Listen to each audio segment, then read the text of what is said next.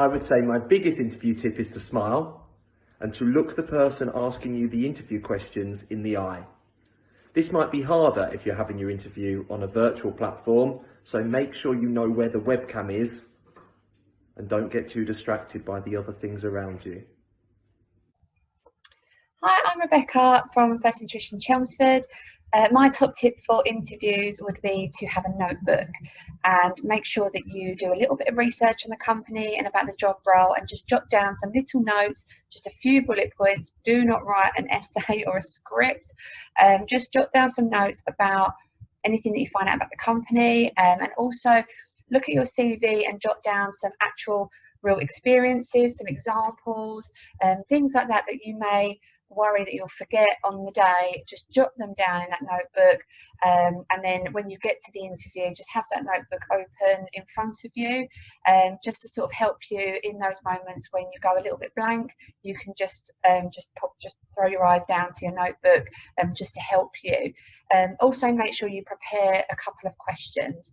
Sometimes it can be really hard to think on the spot about something, but it always looks really good when you're asking questions about the role, and also about, it could be things about the team. It could be, what the team like, what is the environment like, what could I expect to be doing, in 5 years, what's the progression. Don't be frightened to ask questions about any future plans.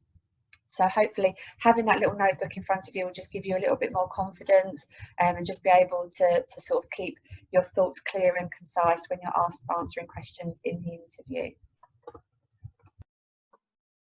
My top tip for an interview is to make sure that in advance you've thought about some of the questions they might ask you, particularly about your skills. So if you know you've done certain things like Duke of Edinburgh, or you've been a captain of a team, or you've got a part-time job, think about those things you've done, the experience you've got, but try and work out what skills you've got, so that when a question comes up, like give me an example when you've shown teamwork, you've got an answer ready to go and you don't have to kind of trawl through your memory to try and find an example.